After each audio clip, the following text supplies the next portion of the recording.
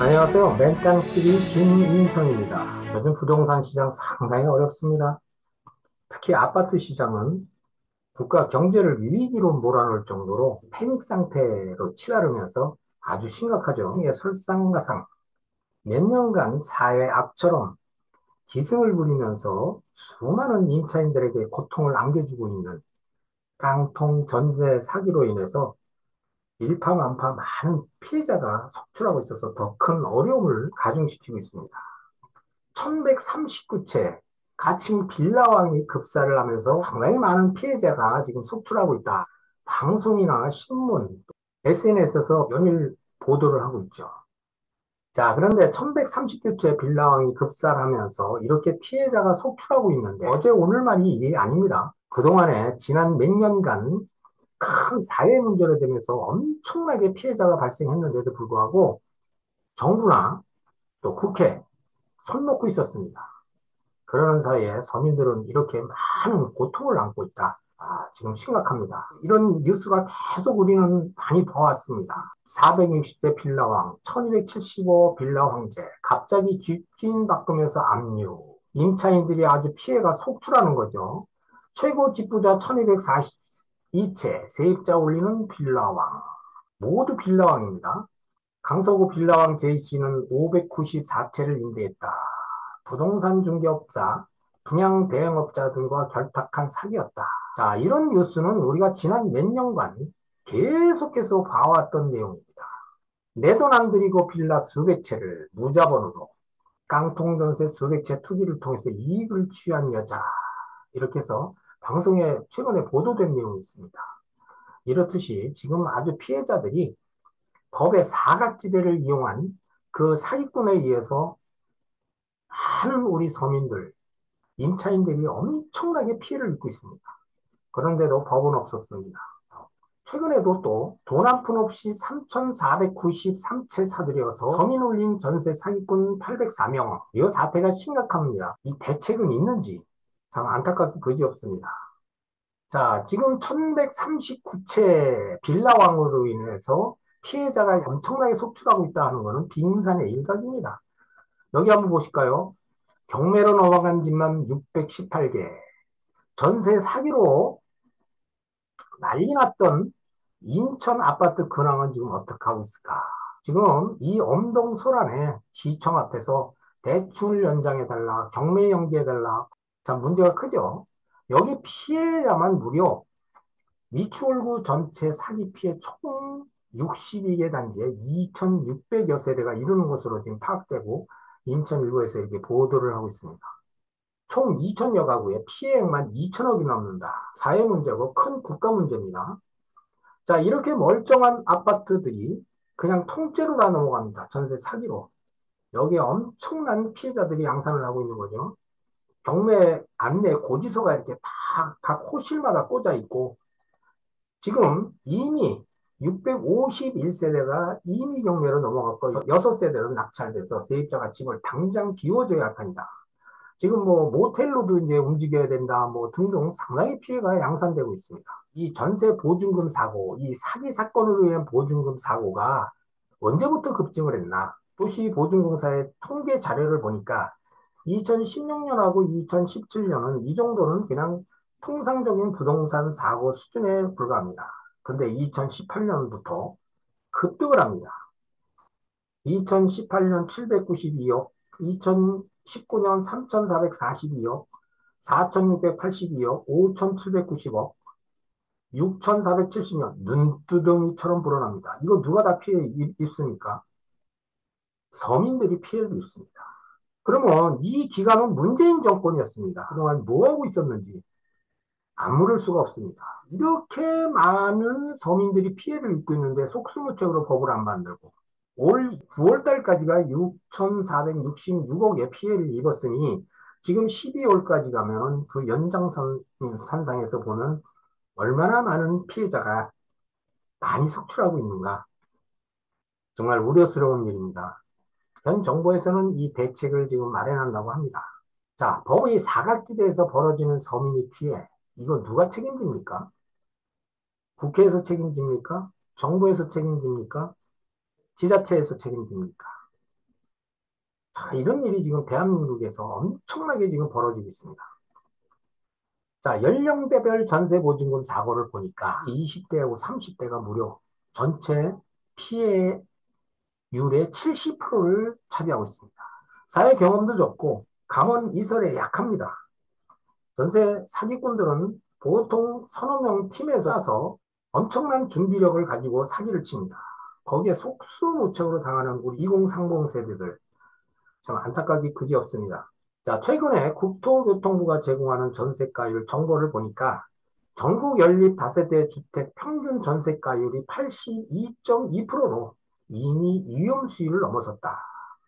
그래서 앞서 얘기했지만 앞으로도 계속 이게 피해자는 속출합니다.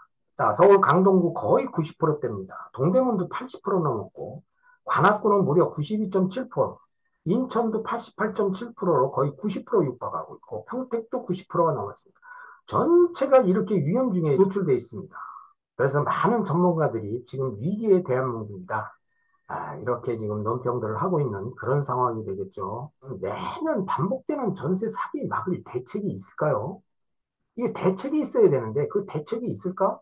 이런 기사가 더 이상은 이제 보지 않게끔 무슨 대책이 있어야 되는데 집주인 한 명에 100억을 날렸다. 그럼 대책이 있나? 대책은 없다. 전세 사기 막을 대책은 없습니다. 왜 없냐? 어느 누구도 사인의 계약을 받거나 통제를 못합니다. 그 개인의 몫이기 때문에 전적으로 본인 책임에 돌아갑니다. 정부나 지자체가 개인 사인 간의 계약을 일일이 막을 수는 없는 것이 자유시장 경제의 민주 체계입니다. 정부도 지자체도 어느 누구도 나의 피 같은 전세금 반환 안 해준다. 참 안타깝죠. 그렇다면 막을 방법이 있는가? 이거를 한번 생각을 해보고 분석을 해봐야 되겠죠. 나의 판단은 막을 방법은 분명히 있다. 막을 방법 분명히 있습니다. 법의 사각지대에서 움직이는 사기꾼은 법으로 막으면 됩니다. 그럼 어떤 방법이 있는지 한번 살펴볼까요? 사전 약방이 절대 필요하다. 그렇다면 어떻게 되냐? 법을 개정해야 한다. 그럼 어떤 법이냐? 자, 주택임대차 보호법 제3조의 대항력 등을 살펴보면 이 대항력은 주민등록을 마친 그 다음날 제3자에 대해 효력이 생긴다. 이렇게 지금 규정을 하고 있습니다. 이 법을 바꿔야 됩니다. 이 법. 바로 요 법에서 사각지대에서 움직이는 사기꾼들이 판치고 있으면서 거기서 피해를 많이 입고 있는 사실입니다. 자, 펼쳐보면 전입신고일 다음날 대항력이 발생한다. 이 대항력이라는 건 뭐냐? 임차인이 가질 수 있는 최고의 권리입니다. 이 대항력이 있으면 임차인 주택이 경매로 나가도 보증금 단 1원도 손해를 안 볼 수 있는 그런 권리다. 그런데 바로 요 사이를 노립니다. 전입신고일하고 그 다음날 요 시간차를 노립니다. 그래서 요 사기 행각이 이렇게 이루어지는 겁니다. 전입신고를 한 그 날에 근저당이라든지 각종 권리 행사가 이루어집니다. 근저당이 접수한 날 권리가 생성되고 임차인은 그 다음날 이길 날 대항력이 생기기 때문에 여기서 임차인들이 피해를 보는 그런 내용입니다. 그래서 이 등기 업무 개시, 요 마감, 요 시간을 없애기 위해서라도 전입신고한 날 임차인들한테 대항력의 효력을 주는 그런 내용으로 법을 개정하면 막을 수 있다. 여기는 주택임대차 보호법은 철두철미하게 임차인 보호법인데 이 조항은 임차인 보호법보다도 채권자 보호법인 그런 성격이 강합니다. 그래서 하루빨리 이 법을 개정해서 전입신고한 날 곧바로 대항력을 발생하게끔 정부에서는 이 법을 개정을 추진해야 된다. 이렇게 판단이 됩니다. 자, 이 법이 당일날 당연히 개정이 돼야죠. 대항력이 발생. 그렇다고 보면 피해를 상당히 줄일 수 있는데 안타깝게도 지금 이 개정한다는 그런 보도 내용은 없습니다. 자, 현 정부는 2022년 8월 30일자에 보도 자료를 냅니다. 현재 깡통 전세 사기로 인해서 임차인들의 피해가 눈두덩이처럼 불어나는 그런 내용을 그대로 방치할 수 없어서 이제 방지 방안을 발표하는데 요게 이제 전세 사기 피해 방지 3대 전략이라고 해서 이렇게 발표를 했습니다. 임차인 정보 제공 확대해서 자가진단 안심전세 앱을 구축한다. 이거 상당히 아주 좋은 방지 방안이라고 생각합니다. 임차인 법적 권리 강화, 임차인 대항력 보강 중요하죠. 자, 자가진단 안심 앱 구축, 이건 상당히 필요한 겁니다. 그래서 임차인들이 정보에 약합니다. 정보에 약하기 때문에 그 분양업자나 중개업자들 얘기만 듣고 그 정보의 사실 유무를 파악하기가 힘들기 때문에 또 사건, 사고가 많이 납니다. 그래서 자가안전진단 안심체계를 이제 만들어서 내년 1월에 출시한다고 합니다. 그래서 적정 전세가와 임대가 수준에 대한 정보, 또 악성 임대인에 대한 명단, 임대보증 가입 여부, 뭐 등 그런 내용을 정보를 제공해서 임차인들의 피해를 최소화하겠다. 이런 지금 방지 방안입니다. 임차인 대항력 보강입니다. 이 내용을 잘 파악을 해봤어요. 나의 주장은 전입 신고 이래 대항력을 조력을 발생을 시켜야 된다. 그래야지 사기를 막는다. 이렇게 분명히 주장을 했는데 여기 내용을 보면 악평을 하겠습니다. 여기 이 내용은 LA 사기꾼들을 더 사기치게 만든 내용입니다. 이 방지안을 만들어낸 사람들 순진한 건지 아니면 시장을 모르는 건지 사기꾼들의 생리를 모르는 건지 참 안타깝기 그지없습니다. 차근차근 살펴보겠습니다. 임차인이 대항력 효력이 발생할 때까지 대항력 효력은 전입 신고일 다음 날입니다. 임대인이 매매나 근저당 설정을 하지 않는다는 특약을 계약서에 명시하도록 주택임대차 표준계약서를 개선한다. 아니, 특약이 있다고 사기꾼이 사기 안 칩니까? 특약이 없거나 있거나 사기칩니다. 사기꾼들은. 자, 여기 표준계약서의 특약 내용을 보니까 임대인은 위 약정이 다음 날까지 효력 대항력 발생일이죠. 임차주택에 대한 저당권 등 담보권을 설정할 수 없다. 이거 하지 말라고 하는데 안 합니까? 이거 하지 말라고 해도 더 합니다. 임대인이 위 특약에 위반해 임차주택의 저당권 등 담보권을 설정한 경우 임차인은 임대차 계약을 해제 또는 해지할 수 있다. 이 경우 임대인은 임차인에서 특약 위반으로 손해를 배상을 해야 된다. 이런 특약은 있으나 마나합니다. 이거 있다고 사기꾼들이 사기 안 칩니까? 이거 있으면 사기꾼들 사기 더 칩니다. 계약을 하면서 자 이렇게 특약사항에서 내가 잘못하면 해지하고 해지할 수가 있으니까 걱정하지 마라. 신경 쓰지 마라. 또 만약에 내가 그렇게 안 된다면 손해배상 해줄게. 이렇게 다 돼 있지 않냐. 이 사기꾼들이 이게 전형적인 수법입니다. 이런 내용을 가지고 이걸 대항력을 보강 안 한다? 이 내용은 정말 이거는 잘못된 내용입니다. 이런 내용을 가지고 사기를 방지한다? 이거는 언감생심 말이 안 됩니다. 이거는 언발의 오줌 눕기 형식도 안 됩니다. 이거 소용없는 그 특약입니다.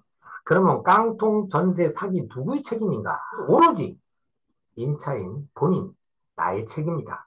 그렇다고 보면 이렇게 망연자실을 찌그러진 깡통이 될 것이 아니라 내가 내 스스로 사전 예방과 확인이 최선입니다. 이거밖에 다른 dob이 없습니다. 법도 지금 개정을 안 씁니다. 가장 강력한 법인 대항력을 당일날 취득하는 법도 개정의 여지가 지금 없는 상태에서 나의 가족을 내가 보호해야 되는 그런 지금 상황입니다. 내 재산 내가 지켜야 되는데 어떻게 해야 되느냐. 임차하기 위해서는 집을 골라야 됩니다. 근데 여기 보면 집이 상당히 깨끗합니다. 이게 전세 사기의 타겟입니다. 물론 전부 그렇지는 않지만 그래서 그 집 고를 때는 다세대, 우리는 빌라라고 그러죠. 다가구 주택, 도시형 생활주택, 오피스텔, 나홀로 아파트 등 시세 확인이 안 되는 이게 깨끗한 집으로 나는 들어가고 싶다. 그러면 전세는 피해라. 월세 계약을 해라. 그것이 내 재산 내가 지키는 것입니다. 보통 2030들이 많이 이 전세 사기꾼들한테 당하는 이유가 깨끗한 걸 좋아합니다. 아주 또 남이 손을 안 대고 한 번도 살아보지 않은 이런 집들, 특히 신혼부부 같은 경우엔 더더욱 그렇습니다. 그래서 사기를 많이 당한 겁니다. 70% 이상이 우리 2030 세대였죠. 앞에 통계에서 확인했듯이 위험합니다. 안 그래도 고금리 때문에 전세에서 지금 월세로 많이 이전이 되고 있죠. 자, 전세 계약을 하지 말고 월세 계약으로 하자. 자, 두 번째 집 고를 때 거래 시세가 확인이 돼도 신축주택 같은 경우에는 거래 시세가 없습니다. 거래가 안 됐기 때문에 오로지 분양 가격만 있죠. 근데 그럼에도 불구하고 거래 시세가 확인이 돼도 그랬기 때문에 전세로 들어가겠다. 그렇다고 치면 전세가율이 시세의 70% 이상 금액이라면 반드시 피해라. 70% 이상은 위험합니다. 더더군 이 고금리 시대에 빌라나 아파트나 또는 그 모든 주택이 지금 하락이 되고 있어 그 폭이 커지는 마당이라 상당히 위험합니다. 그래서 70% 이상 금액이면 하지 않는 것이 좋다. 그렇게 말할 수가 있고 지금 전국 전세가율이 평균 63.8%입니다. 60%대도 지금은 안정권이 아니라고 봅니다. 그래서 요건 평균치입니다. 신축 주택은 프로테지가 거의 80% 이상, 90% 됩니다. 앞서 설명을 드렸죠. 지금 위험 수위에 도달했다는 그 통계가 나왔죠. 반드시 70% 이상이면 전세로 가지 마라. 자, 집 고를 때 가장 또 중요한 내용이 전세보증금 반환이 가능한 주택인지 HUG에 반드시 확인해라. 또 전세 계약이나 잔금 납입일은 평일, 월요일에서 목요일, 가급적 오후 4시 이후에 해라. 이 내용은 앞서서 대항력과 전입일자에 그 시차가 있었다고 그랬죠. 시차 공격을 최대로 막아보자. 이런 내용입니다. 그래서 전입일자와 대항력이 시간차 공격입니다. 등기소 영업 종료 시간. 그렇게 택해서 근저당 서류를 근본적으로 은행에서 등기소로 못 넘어가게. 이걸 우리가 막아야죠. 최대한으로. 그래서 이런 그 계약이나 잔금 납입, 특히 잔금 납입입니다. 요거는 반드시 지킬 필요가 있습니다. 또 집 고를 때 등기부 등본은 계약 시와 잔금 납입 직전 최소 2회 이상은 반드시 직접 확인해라. 분양업자가 제공하는 거, 공인중개사가 제공하는 거 다 필요 없습니다. 직접 확인하세요. 인터넷 등기소에서 아이디, 비밀번호 넣고 이건 다 공짜입니다. 등기부 등본을 열람 비용은 700원이고 모든 권리관계는 다 여기에 기재가 되기 때문에 이거 반드시 필수입니다. 자, 건설 시행사나 분양 대행사 등 법인 매물은 가급적 피해라. 전세 관련자들의 말을 절대 믿지 말고 서류로 직접 확인해라. 감원 이설 알죠? 아주 달콤한 말만 합니다. 아주 좋은 말만 합니다. 그렇지만 그 가면을 벗어보면 사기 행각이 도사리고 있다. 중요합니다. 전부 다 그렇지는 않지만 분양업자들, 공인중개사도 아니면서 공인중개사 흉내내고 또 무면허, 무자격 그런 사람들 상당히 많습니다. 그런 사람들 감언이설 대단합니다. 여기에 우리 경험이 없는 2030 세대들이 그냥 넘어갑니다. 그래서 그 피해자가 또 많은 이유입니다. 조심하십시오. 계약시 주의사항입니다. 계약시 어떻게 해야 되냐? 요건 내 재산 내가 지켜야 되기 때문에 그럽니다. 계약시 반드시 2인 이상 동행해라. 여기서 서두르거나 조급하게 하는 거는 우리가 계약을 안 하면 또 다른 사람이 대기하고 있으니까 지금 계약을 안 하면 놓치니까 서둘러라. 이런 내용이 아주 상투적인 얘기입니다. 이런 데 넘어가지 마십시오. 계약 공인중개사인지를 확인하고 아닌 경우 계약을 하지 말거나 보류를 해라. 대리인 계약이 상당히 많습니다. 대리인 계약 시 위임장과 인감을 제시해도 반드시 임대인에게 확인을 해야 합니다. 자, 미확인되거나 사실이 아닌 내용을 이 문제 나중에 처리하면 된다. 미루면서 계약 단서에 들어가니까 또 각서도 해줄게. 이런 거 첨부한다 그러면 계약을 하지 마십시오. 이건 거의 사기입니다. 사실이 아닌 건 나중에 처리된다. 계약 단서 넣는다는 얘기는 특약을 넣는다는 얘기입니다. 그래서 이런 특약 무효다. 이미 계약이 내고 잔금 납입 다 끝났는데 해지 무슨 소용이 있습니까? 손해배상 무슨 소용이 있습니까? 손해배상 이미 돈 다 먹고 이미 돈이 없어졌고 재산도 없는데 어디다 대고 손해배상에서 압류 붙입니까? 그래서 그 앞서 정부에서 내놓는 그 특약이 그거는 백약이 무효되는 얘기를 다시 한번 얘기합니다. 그런 특약은 백날 있으나 마나하다. 오히려 그런 걸로 감원 이설로 속여서 더 임차인들을 속이는 행위밖에 안 된다. 이런 내용입니다. 신탁된 주택인 경우가 많습니다. 반드시 동의서를 확인해라. 다가구 주택이나 다중주택 등 가구수 많은 주택일 경우 전입세대 열람과 확정일자를 확인해라. 등기부 등본에 임차권 등기 명령에 의한 임차권 설정이 되어 있으면 보류를 해라. 임차권 등기 명령이 있다는 얘기는 임대인이 임차인에게 보증금 반환을 안 했기 때문에 임차권 설정을 했다는 얘기입니다. 그렇기 때문에 이런 물건은 위험하다. 또 중요한 내용 있죠.